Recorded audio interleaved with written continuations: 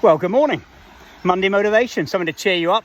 I gave Friday, I know it's madness really, but Friday, that's when I got to it eventually last week, was dinner in the river, just to cheer you up. But I've got a little story to, maybe put a smile on your faces this morning. It's a bit naughty, but back in the day when I was happily serving in the army, and at the time seconded to the Royal Marines, having got my Green Beret and Commando, whatever you call it, medal. That was rather lovely. But a brilliant time. But I was down, it reminded me this morning, because we went out for a jog walk, a jog. And I stopped and tied Dylan up and did 3 circuits of this field, and they're about 350, 400 metres around, just to sort of give me a little bit of a burst. But in between these, we were doing this mixture, and I explained a little while back of the difference between running and then jog running, and then jogging, and then jawking, jog walking, and then walking. And I was thinking about jog walking because there's a little bit in between. Jogging is a difference. It's like you jog for a bit, then you walk for a bit. But the difference, the one that's in between those, is a bit of a mix of jogging and walking, and it's called, back in the army days, the Brecon Shuffle.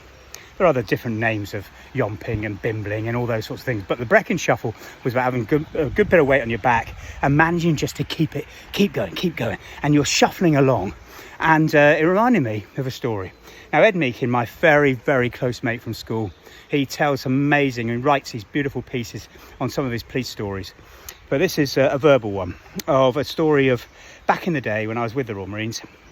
I was down at Sennybridge, and we were doing some field firing and qualifying. I can't remember if it was young officers or senior NCOs or junior NCOs in how to plan and conduct live field firing. So we're going up the rivers, setting close quarter battle lanes, explosions going off, overhead fire guns going off. Oh, it's just classic, brilliant, real boy's own. But anyway, I was driving back off in my Rover, and I went past an old Duke of Edinburgh mate, just a very close, great guy, Corporal Rowley, Rod Rowley. Went on to have a stellar career, commissioned quartermaster, did brilliant things, really top boy. But back in the day in Cyprus, when he was a young corporal, he was a bit of a naughty boy, and he got involved in a few little scrapes with Paul Pegram and a few others, Reynolds, I think. There's a few of them anyway. He got in a few little scrapes here and there. And anyway, he's leading his platoon up this hill, a yomp up this hill. Probably actually a Brecon Shuffle up this hill with weight on their back, and it was a long old hill, and anyone knows Brecon from the ranges right up onto the top. It's tough.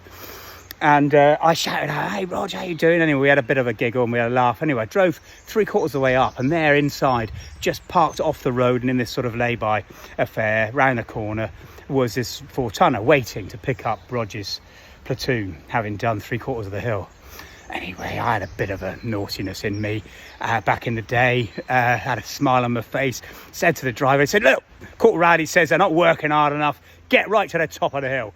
And he wants to beast them all the way up. Anyway, of course, Rog Rowley comes round the corner with his boys all hanging out, and his fellow DS, directing staff, all hanging out, and to find the wagon's not there.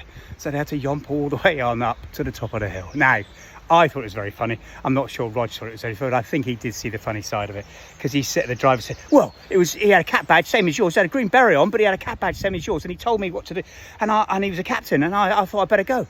So anyway, that's what happened. One story to make you smile. Have a great week. Lots of love.